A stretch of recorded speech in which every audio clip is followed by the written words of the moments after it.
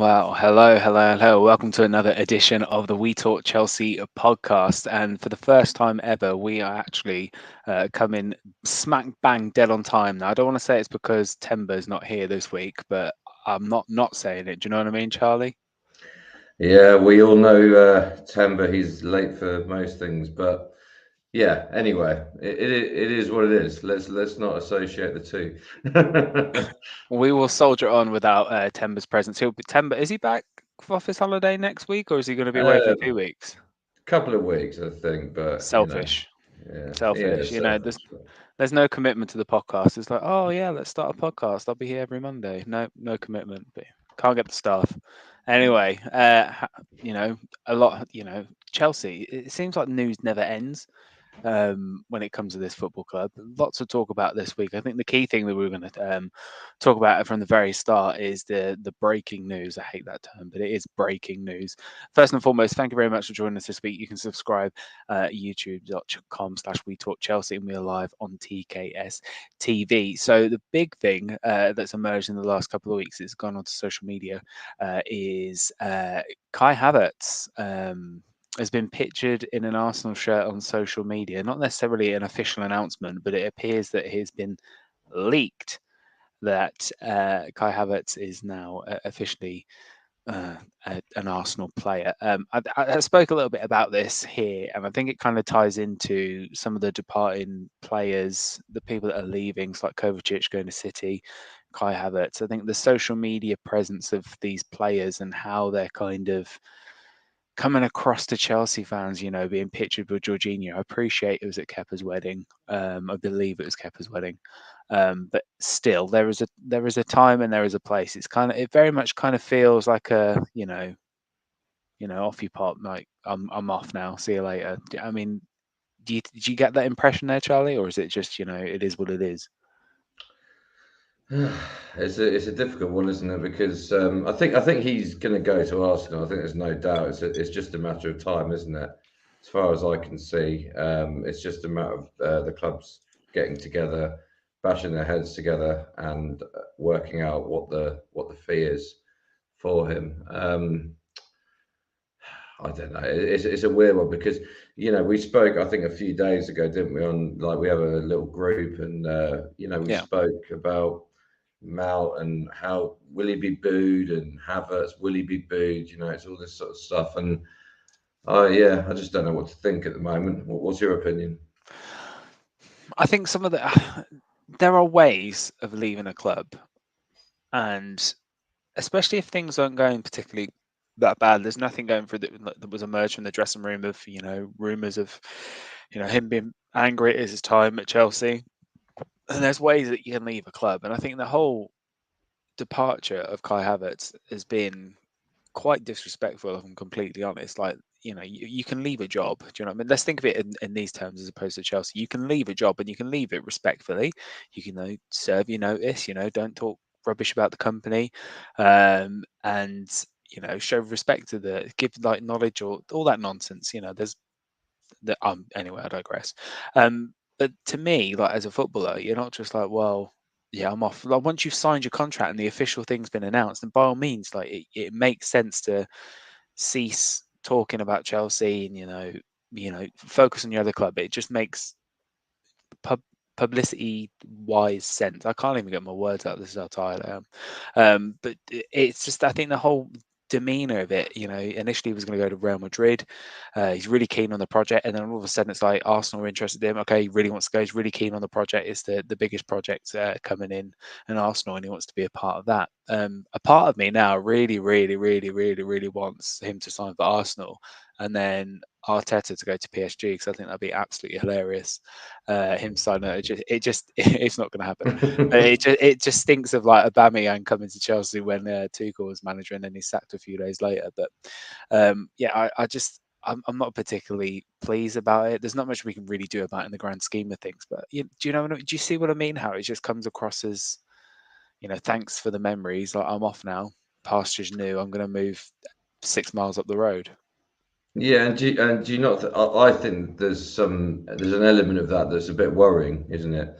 As a football club, how bad is it in the the inner circle of that club that we don't see, Yeah, that these guys are prepared to just, quite frankly, take the Mickey. That's yeah, basically what it is. I don't know. It's a weird one. We've had these conversations. There's certain players that you're quite glad to see the back of. Koulibaly yesterday, I don't think I didn't shed a tear for him, and I didn't lose much sleep for him leaving yesterday or this morning, whenever it was. yeah. Um, what was it, 26th of June? Maybe it's his day. Who knows? But there's other players where there is a bit of a sort of a thing where you go, well, why is he leaving? And do Yeah. you know what I mean? Does that make sense? I mean, I can somewhat understand why Kovacic wants to leave. Um, Especially, I think he's getting into his last year of his contract as well. And, it is Manchester City at the end of the day. It is Pep Guardiola. Um, he's not somebody that's come through the academy, stayed with the club for 10 years. Um, it's just one of those things I can completely understand it. But the manner of which like Kai Havertz is leaving as well, and the manner that Mount's leaving, potentially leaving anyway, we can go there. I don't know. Can you pick up that audio in the background? There's a dog barking outside of my garden. No. No, all right. We'll just ignore that. But anyway, we digress. So Dale here. What's up, fellas? All good? Happy with the clear outs getting down nice and early in the window. Yeah. I mean, we have to. We had no choice really. We've still got June 30 days, so 4 more days to get all these cleared out done to kind of try and balance the books as much as possible. £23 million coming in the sale of Kalidou Koulibaly. We're expecting Hakim Ziyech to go for roughly about £8 million, which I think is very, very. I think even though he's a bit hit and miss, I think that's a bit low on the low side. And then we're looking at other players, Ngolo Kante on the books, who we'll speak about a little bit later. But are you happy that the business is being done early as opposed to protracted out long, Charlie?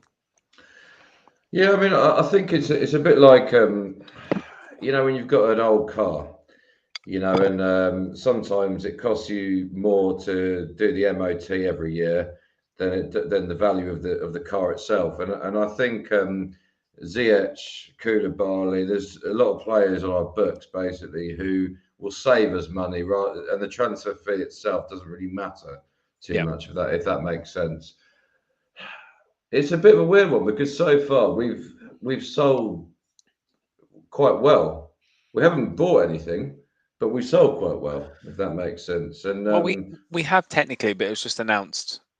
What we have technically, but it was only officially announced in like this month. So in Cuckoo, which was done way back when Thomas Tuchel was manager, and then we've also bought Malay Gusto. He's coming in as well, but that was announced in January.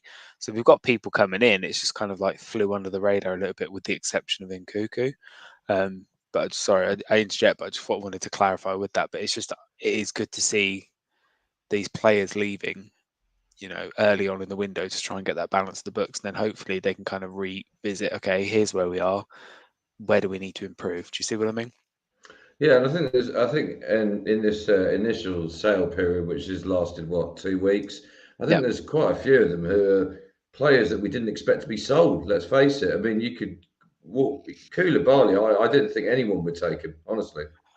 I In mean, terms of, like, he was on a lot of money yeah, on a relatively long contract for a player of his age. yeah. We would have commanded a transfer fee. There was a lot of reasons why I didn't, and also he hadn't. It was one of those where a lot of me included. I was tempted to give him another year, but on the whole thing, I think it's a really good thing that what we did yesterday to get rid of him. Yeah, I'm inclined to agree. Like, I think Koulibaly potentially joined the league a little bit too late. I think he was rumored for like 4 or 5 seasons before. Like he was going to join Man United at one point. He was going to try join like Manchester City at one point. Like, and he's rumored to all the top 6 clubs that he was going to make that move to the Premier League. So it was a bit surprised when we signed him last summer. But I think he never really settled. He didn't really he didn't really instill confidence, I think, in Chelsea fans. We've seen him live. I thought he played somewhat decent, but nothing solid like I thought comfortable with like a player like Antonio Rudiger. He was brought in to replace Rudiger, and I think we've kind of missed that style of player since he's left. Um, but yeah, I mean, like I said, big sales, and obviously with Kai Havertz looking to leave the club, we're going to make a £2.5 million profit on him.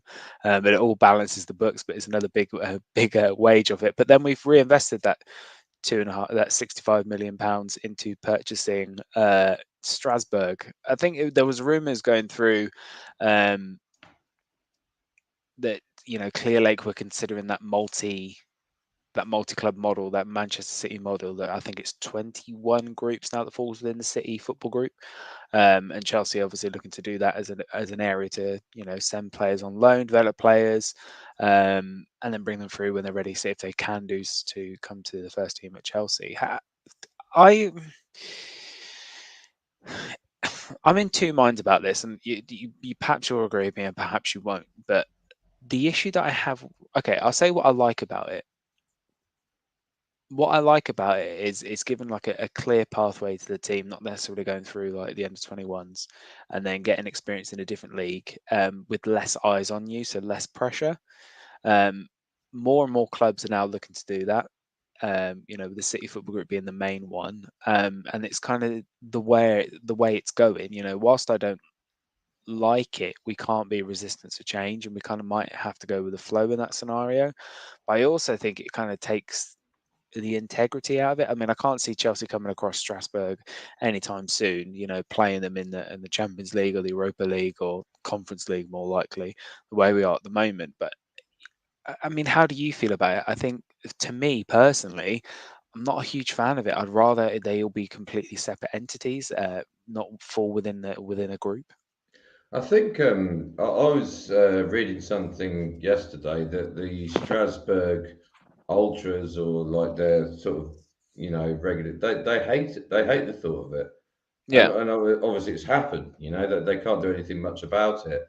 Um, it's dangerous, isn't it? It's dangerous territory because the fan bases will turn on each other and all this sort of stuff, and it demeans the integrity of that club, yeah, basically, because it basically means that they've got nothing else to give in the world except feeding to us, essentially. yeah. I think, We're the big boys, and basically that's their role is just to take some players that we don't want for a couple of years and then make them better. And if they are better, then yeah, we'll give them a go. And if they're not better, then we'll flog them. That's yeah, essentially, being very blunt about it, that's essentially their role in the operation, yeah. if that makes sense. No, it makes complete sense. And I think if we were to put, I think anybody watching now, regardless if you're a Chelsea fan or supporting another team, I think if you were to have a club that you adored, you've followed for all your life, and then all of a sudden it's purchased by a much bigger club, put ourselves in that shoe. Imagine we're Chelsea and then we get purchased by, I don't know, the Barcelona, Qatari group, Barcelona, for for example. example, yeah. Or Real Madrid would be a better one because they're like coming in and buying our best players. But say for Real Madrid, they come purchase us. It kind of makes us feel. It would make me feel like I'm just supporting like an inferior club. Like, why would I support a feeder team? And I can completely understand why Strasbourg fans aren't happy with it. I just think it really, really does destroy the individual aspect and the unique attachment that one has to a club. I just said one on a podcast, like one has to a club. I didn't realize just how, but I'm not a massive fan of it at all. I mean, by all means, if you're watching this now, I mean, how do you feel? um I mean, Dale here is commenting this. I get that. But I think it's also just a way to have a massive scouting network. You can get an easy look at loads of players via ownership instead of scouts doing it individually. Yeah, but Plus, Dale, I think, can I just comment on that, Dale? I think the point that I'm trying to make is yes, for Chelsea it probably makes sense. yeah, For Man City it makes sense, but for these clubs underneath, uh, you're basically giving yourself a ceiling, that you can't yeah, ever get above, if that makes any sense. And look, there's these clubs. I mean, let's be very frank about it. Chelsea Football Club's always been a big club, But in the early '90s, when I started supporting Chelsea, we weren't in Europe a big club. Manchester City certainly weren't a big club when I started following football. Yeah, Um, but isn't that brilliant how you can follow a team and see them develop without a ceiling, if that makes yeah, sense? for And sure. and and and, and Strasbourg now have just basically gone right. Okay, well that's it. That's the limit now. We're Chelsea's feeder club. Do you think that? Go on. But do you think that Strasbourg could potentially use it as like a trickle down, as it were, so they be able to benefit from coaching, benefit from that financial input from Clear Lake Capital, and then eventually when they get to an area where, let's face it, Clear Lake Capital, they're a business. They invest their money, they want to put money in and get money out. 65 million for a club. If they can transform that to an area where they could then sell it on for 200, it's been worth their investment. Is that something that you think there might be in place, that it'd be a case that it's not always going to be owned by Clear Lake Capital? Yeah, but it'll be owned by another Clear Lake Capital, won't it? Because nobody buy it. Clear Lake won't sell it to, you know, someone who cares, if that makes sense, about Yeah, anything except money. So there's your answer. yeah. I mean, Dale mentioned here, plus it's an efficient use of resources as the player can just move around a network of clubs like Jack Harrison of Manchester City. So I think Jack Harrison played for New York, I believe, for a good couple of seasons before he left to join Leeds City. And Dale saying he agrees, Charlie, but a lot of these clubs will be middling clubs, so value stability over what would be Clear Lake's money. And maybe that is, maybe they're just seeking that stability. Maybe they want something to reassure that the Yeah, club's going to be financially stable. I mean, the one thing that they do need to improve on is, I saw the Strasbourg shirt and it's absolutely disgusting. A big if you okay, so the benefit of people watching, if you look at Strasbourg's new home kit, the you know how horrible the 3 is on the Chelsea shirt. It's absolutely disgusting. Let's face it. I don't understand why they didn't just write the word 3 out. It would look so much better because it just looks nicer. But the Strasbourg logo on the front is absolutely disgusting. Anyway, I digress. Sorry, Charlie. no, that's fine. Uh, the point I'm trying to make here is that yes, okay, the club as an entity, as a unit, as a business, as whatever you want to call it. Yes, of course, for them, as Dale says, for Yeah, them, it is of course brilliant, to have the stability, risk averse, whatever you want to call it. yeah, But the fans are the fans, right?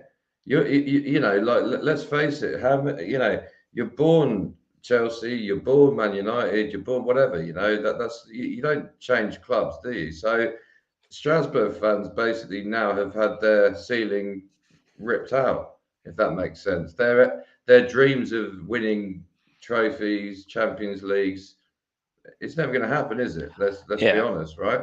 And I didn't think it could happen with us when I was 3 or 4 years old, but it did, and that's the yeah, beauty of football, isn't it? And that's the beauty of being a football fan, if that makes yeah. sense. But No, but it makes sense. uh, anyway. Yeah, I mean, we could talk about this for ages, but we got lots to speak about this evening. So what we'll do is, the latest news on the Mason Mount saga. So Chelsea have rejected the £55 million take it or leave it bid for Mason Mount from Manchester United. This is the third bid that they put through. They tabled a £40 million offer. They bumped that up to 50, and then they bumped it up again to 55, with Chelsea holding firm at saying we want 58 plus 7 in add-ons to take the overall package deal of £65 million.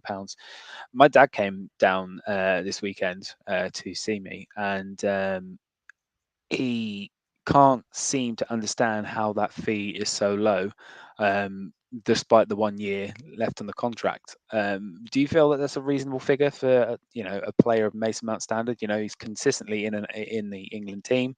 It's clear he's very, very talented. He's English as well, which kind of helps the homegrown quota. So you obviously want to make sure, if you're in a Premier League team, you want to have the best available homegrown talent. Do you think that's a reasonable deal? Do you think Chelsea is fair to hold out for that? Because I'm fairly certain if Bayern Munich were to come in for him now for a fee less than 55 million, I think Chelsea would probably consider it because it doesn't stay in the league. Yeah, it's a funny one, isn't it? Because let's be honest about it. The fee is only how many people are prepared to pay the fee, And as far as I can see, the only one who's half interested at the moment is Manchester United. Yeah, That's the only team who are fighting for him. Um, Declan Rice is being fought by Man City, Arsenal. I think probably Chelsea are probably knocking on the door. yeah, And I'm sure there's European clubs as well that are doing the same thing. You know, yeah, I think he's got 1 year left. It's basically a negotiation, isn't it? But yeah. we can't have this dragging on for the whole summer. We can't. No, We've got to get this over the line. It'll be such an annoyance. And also, we want this Caicedo bloke, right? yeah. If we want this Caicedo bloke, we need to get him on the dotted line, and we need to get Mount over the line as well. Well, this is Simple. this is the key thing. Is the rumors going that because Mount Chelsea have rejected that third offer for Mason Mount, that Manchester United have now turned their attention to Moises Caicedo to try and nab him. He's going to cost a lot more money. Brighton are famously holding out for roughly £80 million for Caicedo. So, United are willing to literally say, you know what, sod you, we'll spend £25 million more and get the player that you need. They'll get the player that you actually want and hunting for. It's a precarious situation. I don't know if you saw they say the rumors as well, but did you see about Mason Mount allegedly saying he actually never wanted to leave the club, and he alleges that he feels like he's been forced out? Did you see that? I haven't seen that, but I can imagine that is the case. But again, you tell me why. I mean, why would he be Yeah, forced out? I I don't can't get imagine that. this. I You don't know. understand that rationale either. Like, how is he being forced out? I appreciate the optics of a situation, how players need to relate to fans, but sometimes in football, do you ever just wish that you can just have just a bit of bluntness and say, this is why, this is this? It would provide so much insight. Just to give that clarity to players, just to know, okay, maybe he does want to stay, but it's just this is why he's not. Yeah, and it's not like it sounds really stupid. It's not like like Declan Rice, for example. Hmm. You get a prime example, and Jack Grealish 2 years ago, Aston Villa. That money for them, £100 million, is huge. They basically need that money, and that player wants to go and I wouldn't say do better things. It's a bit of a bad way of putting it, but wants to win trophies or whatever, and they're playing for a club that, yes, they might be a Premier League club, but realistically, they're just going to be staying in that division. Yeah. I don't quite understand what £50 million in the grand scheme of things. Bearing in mind we've met Havertz, we're probably going to sell for 60 million. Yeah. We're probably going to get 50 million for all the from Saudi Arabia. So Yeah. But is that yeah, roughly about that. Yeah. is 55 million for Mason Mount the be all and end all? I just don't get that. It doesn't make much sense to me. Yeah. I was just as you were talking, I was just trying to do like the mental arithmetic on that. So I'm just trying to think of what we spent to bring in and what's gone out. So you said roughly about 50 million for the players going to Saudi Arabia, and then 65 million for Havertz. Take the purchase of Strasbourg out of it, because I don't think it's related to the actual running of the club. So it's 150 million that's been generated internally. 55 for Nkuku. Is it 55? Rumored 30 million for Nicolas Jackson. So that takes it 85. So it's roughly about 30 million shortfall Yeah, but we we're obviously over need to 30. make But a obviously we need lot. to get even Yeah. more to kind of balance the Mm. book. So especially if you want to try and sign Caciedo as well. So I don't know. I mean, the rumors are that Chelsea are willing to go back to contract talks. I mean, Charlie, do you think at this stage that if contract talks were then to be reopened and Mount was to sign it, do you think it would be? Do you think there's no way back for it at this stage? Because it's been long protracted that he wants to leave the club. When he's walking around Stamford Bridge in the last game of the season, it definitely looks like he wants out. But if for whatever reason, if we can, we give him the money, say for example, it's purely just down to money, give him the money that he wants, give him the terms that he wants, and it's like, there you go. Is it too far gone in the eyes of Chelsea fans? Not in terms of Chelsea fans, no. But I think in terms of a person, he's made a decision. He's been he's been betrayed. There's no doubt about that. In terms of, he has. There's no doubt How has about he that. been portrayed? Well, because he's been, I'm not saying he hasn't, but it's just I want clarity on that because it's not he's on necessarily a he's term I would have on an used. extremely light contract for the caliber of player that he is. He's an England international, Hmm. who is at an age now where and he's on an extremely light contract at the moment. There's no doubt Yeah, about that. He needs a pay rise essentially, yeah, and it's been taking way too long. yeah, And there are other clubs coming into it. And look, I'll put it to you this way, right? Sometimes when in life, when you've got it's very hard to explain, but if you leave a job and you've told your boss, you've given your notice in or whatever, yeah. your head's in the It's next gone. job. It's gone. Yeah, Yeah, your motivation is nothing to do with that where you were at that time.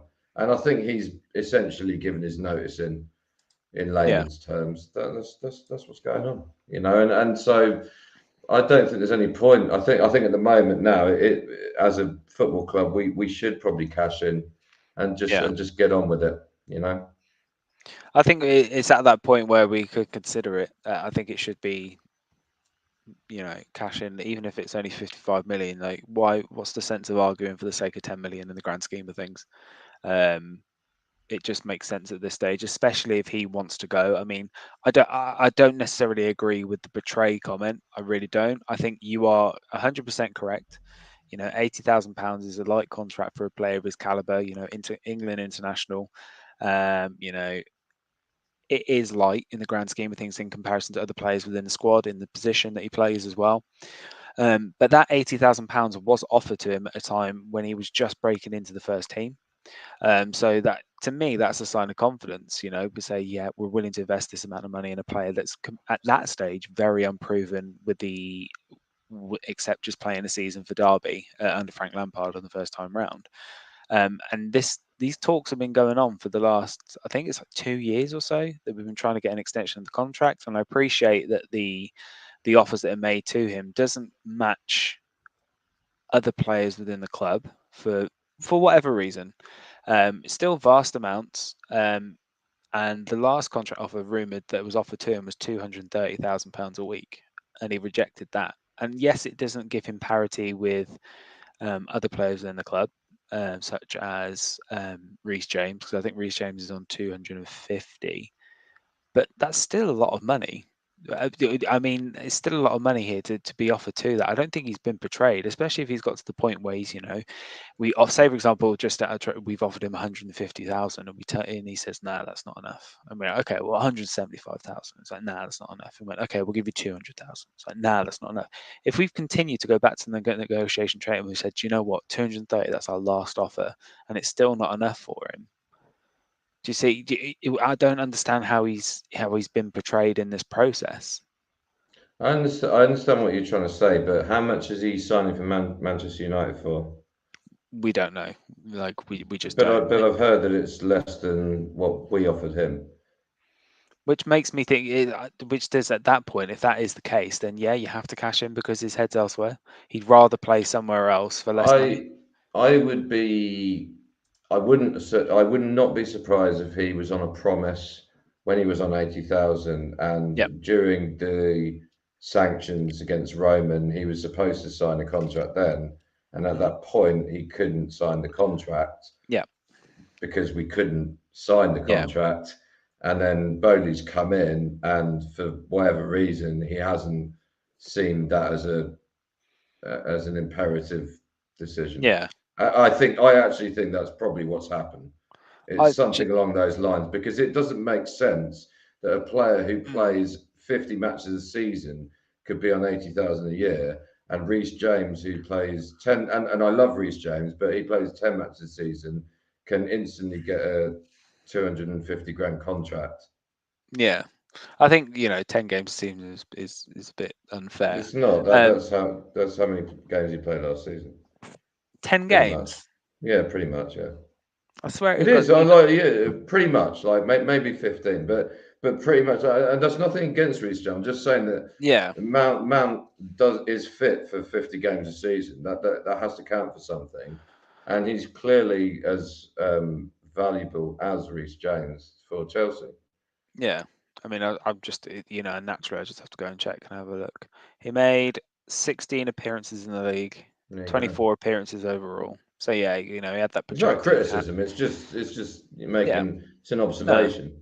yeah, Yeah. and I get it. Dale that mentioned here, I think that Sterling's one of the highest earners as well. Yeah, I think Sterling's on about 300,000 a week, and Lukaku's widely known wage of £325,000 a week, which is sad, especially considering 2 years ago there was the option, hey, who do you go and sign? Romelu Lukaku or Erling Haaland? And we went for Lukaku. Anyway, let's move swiftly across. We meant to talk about Mason Mount, but there's a lot of stuff. So let's move on to players departing the club, and I'll say players departing in the absolute right way. I think that's the key thing. Main one on this is N'Golo Kante is departing Chelsea after 7 years at Chelsea Football Club. To me, he is a Chelsea legend. He is the player that completely filled the role that was missing from Claude Makelele leaving the club all those years ago. And I think he's an absolute phenomenal player, never been in trouble, never heard rumours of him being discontent or causing a fuss, driving a Mini.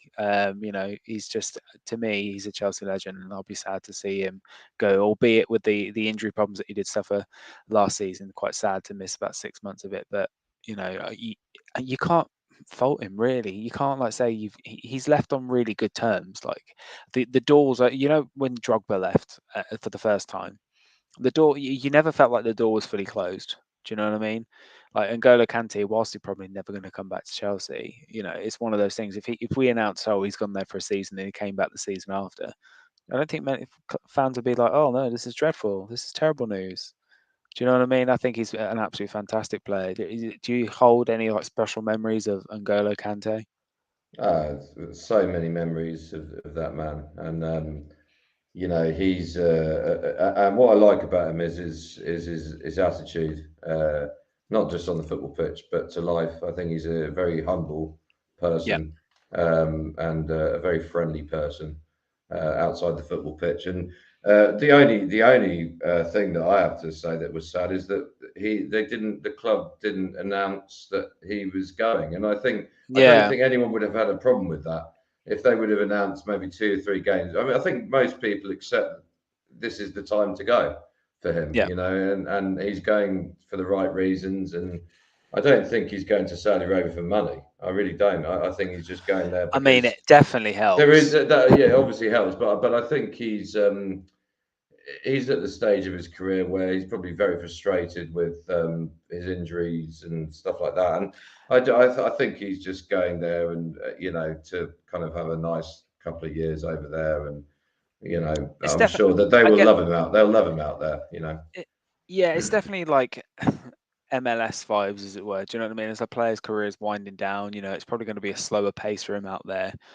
So be able to manage his injuries a lot more readily. He can make an absolute crap ton of money, let's face it, whilst he's out there. I don't begrudge him for it, and he's left Chelsea on fantastic terms. And it opens it weirdly. I never understood. So I was just thinking as well, like his kit number is irrelevant in the grand scheme of things. But I never understood why Kante had 7. I just never did. Kante is like a 4 or a 5, that kind of player. Do you know what I mean?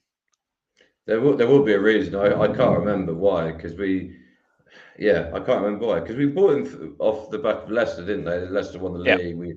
And then the first season he won the league, didn't he? I'm pretty sure it's the first yeah. He season won that we first league. He's the I was think he's one of the first Conte. players to win back-to-back leagues um, with 2 different clubs. I think he was the Yeah, first player in the Premier League to do that. So he's a he history maker. he is an incredible player, and he is the ultimate actually midfielder because Makelele was a great player. There's no doubt about that. Yeah, But Makelele was a very one-dimensional player. yeah, Kante, he is so quick. He can bomb. yeah, He can actually take players on. He's really is the yeah. probably I'd one of the best midfielders I think the Premier League's ever seen. And I'm I'd not have just saying that. I'd agree. I think he's one of the best midfielders the Premier League's ever seen. And do you know what? Kovacic is known for his dribbling. I'd argue Kante was better at dribbling. I He really was. would. He had a lower centre of gravity. He was more direct. He's probably wasn't known for his, passing ability or goal scoring, but neither was, Kovacic in the grand scheme of things. But Kante, he's definitely it's gonna be a gap in that midfield. And I know we've had to play a large chunk of it last season without him, but there's going to be a big hole that somebody's going to have to fill. And they're big, small shoes to fill, but we wish him all the best. Another player as well, rumoured to be leaving Chelsea, is just somewhat surprisingly and unsurprisingly. Do you know what I mean? Last summer, he signed a 2-year contract extension. So he was given for another couple of years. So he's going to have another season. But then obviously these rumours have been swirling. We need to reduce the overall wage budget, and then the rumor came out that he is uh, to leave Chelsea potentially by mutual consent to join Inter Milan. And what that says to me is that Azpilicueta is probably been told that he's not likely to not be playing much next season in the grand scheme of things. Um, and he wants to play. He wants to continue playing. And this man has been with Chelsea now. Is it for 12 years, I believe? I think he might have joined, or was it after we won the Champions League He the was, first time? yeah, 13. Yeah, he missed out on the first 13. So 10 years, I think. So he's been with the club for around 10 years. So obviously he's going to Mm. be due a testimonial. Not many players get Chelsea testimonials anymore. 10 years is a long time at any club. Um, club captain. He's won the lot. He's literally won the lot, and it cost Chelsea 7 million. And then I know, especially in the last few seasons, there's been times where I've been watching him play, and it's been a bit, and covering my face a little bit, especially when his lack of pace is becoming more apparent. But he's been an absolute, and again, he's leaving Chelsea on the right terms. He's not singing and shouting and swearing, saying I'm not getting what I want. He just wants to play football, and he's probably just been told that it's winding down. But it's quite. Do you feel? How do you feel? I mean, I It's think I another. accept. It's another one. You know what we were just talking about with Kante? It's another one Yeah. where it would have been nice to know, wouldn't it, with a Yes. player like him? I mean, I It remember really would when have. Albert Ferrer retired. Do you remember that years ago? And everyone knew about it. Well, Albert Ferrer, and he did a lap around the pitch, and it was, and Yeah. he wasn't. He was probably the equivalent of Azpilicueta. Probably not even as much of a legend. But I No. remember, he went around the pitch at half time. I think we played Liverpool the last game of the season that year, and that's what it should be. But it's just, I suppose that's probably modern football, isn't it? That it's very rare nowadays that that the clubs keep their cards very close to their hands, Yeah. um, and that's how it is. But Dale But, makes but a good question here. How many players do we have over 30? And that's interesting, isn't it? I mean, I saw him type that out, put that in there, so I went straight to transfer market just for ease. Yeah, so we got we got. I think Thiago Silva is probably the only player over 30, other than Marcus Bettinelli, that will be at the club next year. I'm Aubameyang, looking he's still at there. Aubameyang. He's not going to be there. He just won't. Aubameyang is 34. Azpilicueta 33. Koulibaly's Lukaku, left. Kante's left. Lukaku, is he? he He's not on is the list, so it might be. He's 31, I not on the think. list. I think so. Oh, okay. Well, he'll probably be off as well. Hopefully, I think it's just Bettinelli, the only player that really that's sticking around. And then the next one after that, if it's just Silver at 38, if we disregard Aubameyang, Azpilicueta, Koulibaly, Kante. I'm just looking at this. I know they've left. Bettinelli, Edouard Mendy potentially off, Hakim Ziyech potentially off, Kovacic potentially off. The next oldest player is Raheem Sterling. I mean, And he's that's 27, 28. 28. And and, and, 28. and, and, and and like Dale says, it is crazy and it is a bit worrying, You can't, and Silver's got 1 year left in him, and that's it. Right. Yeah, I think He, it's all been widely accepted he's going to give us another year, and then might retire in Brazil. but you can't win anything with kids, and that is a fact, and Famous last words. the well, the kids that we have at the moment are on 8-year contracts, so the kids that we have are we're essentially stuck with, and so Yeah, it's hugely risky the way that the club's been formed, and look, let's hope that all these players come good, but if they don't, there's a huge disaster on the way. It I'll is. say that. It is. I mean, especially if Sterling's going to be the most senior player as well at the club, like you have to have a nice mix of players. Like I feel like you have to have, I think it's balance. It's yin and yang. You need balance. You need an older head to kind of steer the ship, but they're maybe not playing as many games. A player potentially winding down his career, and that could have been Aspilicueta. It could have been, but if he wants to continue playing and the length of time he's had, then you have to kind of let him move on. But it's going to be an odd dynamic. The average age of the club is so low now for a starting 11 next season. Um, it's mad. It's crazy to think who's going to be the person taking the lead. Like, especially he's club captain. So who takes over as club captain? Who's next in line for that? Thiago Silva, yes, in the grand scheme of things, is the one that would take it over. But long term, he's not the one. Do you bypass Thiago Silva and give it to another player? Do you give it to a player like, I mean, just trying to look through there, who could potentially be a club captain? I mean, who do you see in the list of players here that would be a club captain? Would it be Sterling? But I think he doesn't have that connection really. To me, Sterling isn't. He's in my head. He's still City. Does that make sense? Yeah, I don't. I think Sterling's a brilliant footballer, but I don't think he's a cat. I mean, he leads by example rather than leads by Yeah, telling people what to do. If that makes sense. You can buy players. We bought Thiago Silva, right? And yeah, he's turned into a leader, that sort of thing. Reece James, yes, he's a captain, but yeah. he only, without being harsh, he's only fit for half the games. Yeah, Let's but face it. you can have a club captain, so you can have an overall club captain, and then you can have like a captain underneath. So I think that as players age, like you have that club cap. I'm trying to think of there's an example of it where you have a club captain. I think it was at Brighton or something. I'll think to No, mention Man later. City company was club captain, but then they've had other play because Yeah, that season that they won the league where he blasted that ball against Leicester. He didn't play many games, but yeah, he was the club captain. But ultimately, most games he wasn't the captain, if that makes sense. But no, I don't think Enzo Fernandez is a captain. I don't get no. that. Everyone seems to think that, but I don't.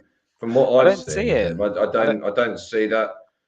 Just don't see it. Yeah, it's not a criticism of him, but he's a great player, but I just don't see that thing. I don't see Chilwell being that.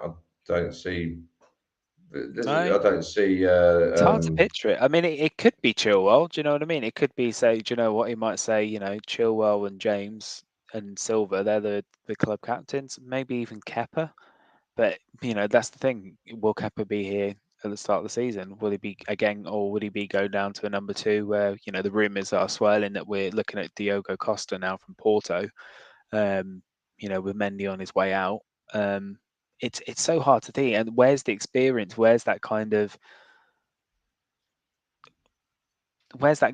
Who's going to be supplying that? Because I still think, players like Reece James, he is 23 years old. I feel like he's been in the team for like 4 years or so, but it's still only 4 years. There's no player that's been there, been through it all for 11 years, seen the league change. Like, where are you going to get that guidance? It's an unusual one, and I'm not too sure how that's going to look if Aspilicueta is to leave Chelsea. But yeah, anyway, we digress. Let's move on swiftly. Today, Nicolas Jackson completes his medical ahead of a £30 million move to Stamford Bridge. So it's a player coming in. He can play as a striker. He's more widely known, I believe, from playing as a winger, which we are overstacked in that area anyway. But it doesn't necessarily solve the number 9 problem, does it? Christian Nkunku coming in at Chelsea. The top scorer at the Bundesliga last season. It's fantastic. However, more known for playing as a second striker in that kind of Joao Felix role, Kai Havertz type role, really, that number 10. Um, I mean, Charlie, where we are now, it's great that we could bring in these younger players through. It's fantastic. But who's the person going to be scoring the goals? I don't understand. I don't get it. I still don't say, oh yeah, he's an out and out goal scorer. Like if Nkuka, I would love to be completely wrong, and Nkuka's played at number 9 and bangs in 25 goals next season. do you just feel like we're kind of still trying to put, square pegs in round holes? It's just a weird signing. I mean, I obviously will wish him the best of luck, but we've got Breuer, whatever you want to call him. There, we've got the other lad. We've got players who are those sort of players. £30 million. Like, look, I hope that he's Mo Salah or whatever. But Yeah. let's face it, for 30 million quid, he's not going to be the finished product now, is he? No. Right I now, mean, realistically, he's going to be a Batshuayi, he's going to be a Solomon Kalou. He'll be a sort of a second grade sort of striker that you can bring on if we're desperate for a goal and we have to yeah. change a formation into a 4-4-2 or something. He can adapt to those sort of things. I don't think he's the answer, Yeah. but then we've got other players at the moment who are sort of pushing through that are the same caliber. I just don't get it. Do they not understand what we need?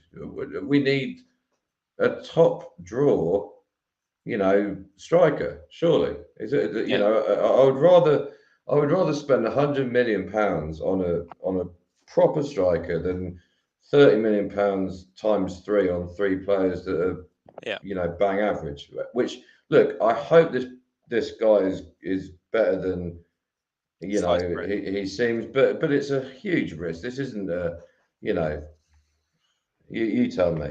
I just don't feel like this is the answer. I don't either, but I would also like to hope that when Armando Broja is fit, he gets given some games at number 9, because he's proven that he can play in the Premier League at Southampton season before last, sorry.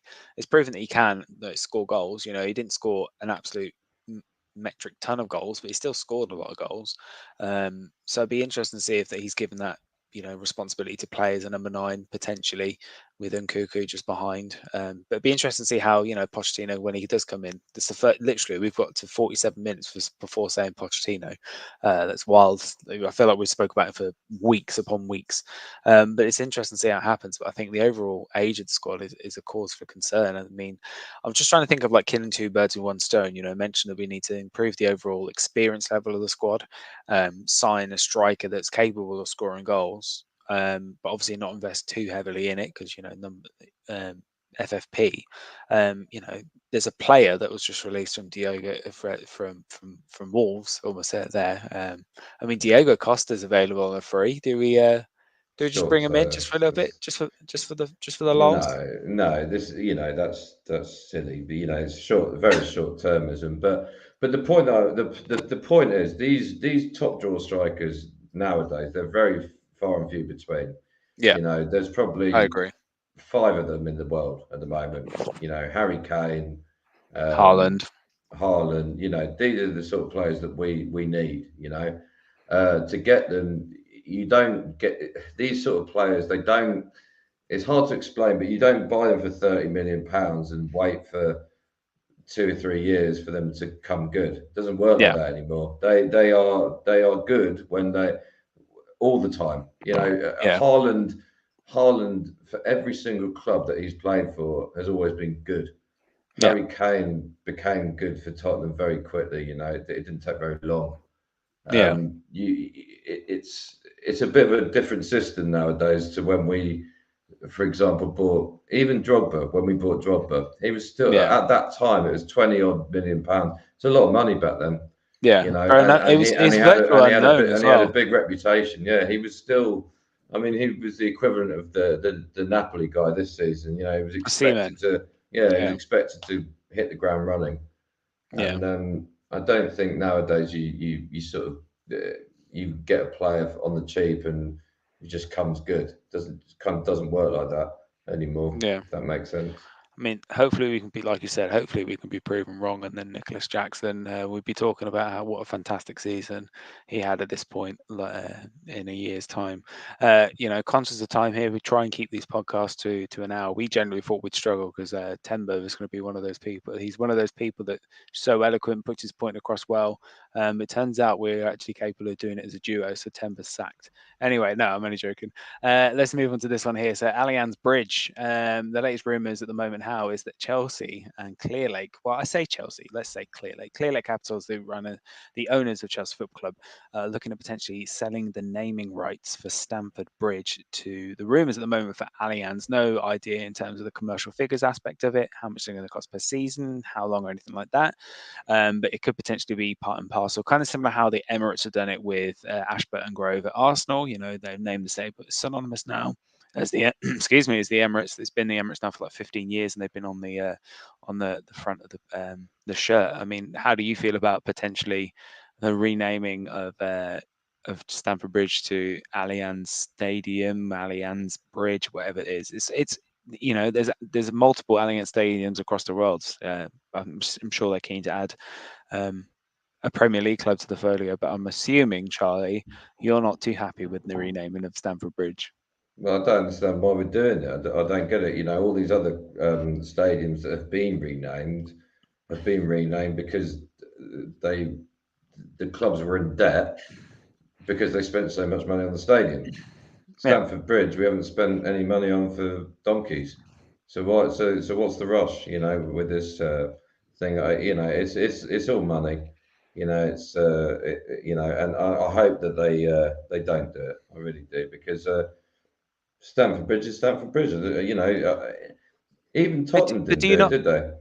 I don't think. No, they didn't. But they were actively looking for it, and the reason why they didn't is because they feel that the people that were offering them the proposals that were presented by companies for the renaming of the stadium, they didn't feel like they were offered enough. So that's why they just kept it as the Tottenham Hotspur Stadium. Like Daniel Levy wants to sell the naming rights, but he feels that unless you meet this certain offer, then it's not going to happen.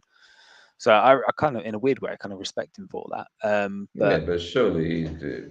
But okay, this Allianz, but how long is that for? It's obviously it's not forever, is it? no, It's it wouldn't obviously be forever. So 25 years, for example.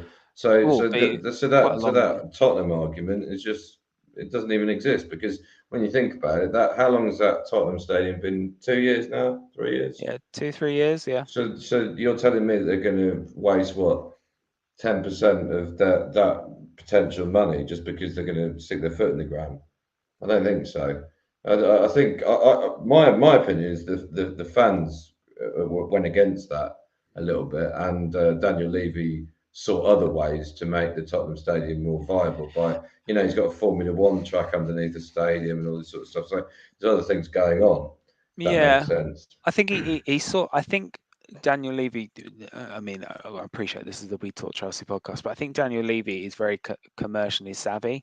I think he struck the deal with the NFL to have games in London there, so obviously he gets money from that. He helped fund the stadium from the NFL. They're in the black now. They're turning a profit. They host concerts and everything like that. So he's made it a multi-purpose stadium, which is, if Chelsea were to knock down Stamford Bridge tomorrow, that's what Chelsea would look to do because you have to diversify your income as much as possible. But I don't think if, say, for example, there was a 10-year deal for the Allianz Stadium or Allianz to rename it the Allianz Bridge, or some variation of that. It won't stick. Fans will still call it Stamford Bridge. It won't change. Like the general media, it's been that way for 118 years. It's not going to change. You say that, but I remember the other day when I called Arsenal Highbury and Man City That's a Main Road. completely different stadium. Two you, completely different stadiums. you took the Mickey out of me and you called me an old man. Yeah, and we're literally the same age. That like it's like I we've know. discovered this. It's like, yeah, it's not main road, but that again, that's the reason why it's called the Etihad is because the owners itself. The reason why it's called the Emirates is because quickly after Ashburton Grove was built, they sold the naming rights. To help fund the stadium. They funded it. They were in the red. They needed to do what they could, and they've kind of kept it. And that's the only reason why it will always be known, I think, now to fans as the Emirates. It just will. Um, but if it's a 5-year deal and you're going to get, say for example, they say we'll give you 350 million for the next 5 years to call it Allianz Bridge, and everyone will call it Stamford Bridge anyway. Why not? They won't. And the thing is, that they won't. Sorry, they won't call it Stamford Bridge because it's propaganda. It'll just go in their heads, because the Sky Sports will have to call it Allianz. They won't be allowed to call it anything else. And Yeah, but look can at. we face something as well? The Mm, reason that we're selling the name of Stamford Bridge is because of bad decisions financially by the owners. So we are recouping money back, essentially, selling the name of doing anything we can to get money because we bought badly and sold badly. Simple as. yeah, pretty much. That's kind of the way it is. But we'll probably speak about Clear Lake, and I would love to do like a review of Clear Lake periodically and see how things were going with the ownership in that scenario. But I think that's exhausted our time for this afternoon. Thank you very much if you're watching us now for joining us this weekend with a Timberless We Talk Chelsea podcast. Timber won't be back next week because he's gallivanting somewhere. But Charlie and I will be back potentially with special guests. Hopefully we get them on. But I appreciate you, everybody watching us this evening. Make sure you hit the like, make sure you hit subscribe, and thank you for watching us on TKS TV. This has been the We Talk Chelsea podcast, and we'll see you all next Monday at 9:30 p.m. Take care. Bye bye.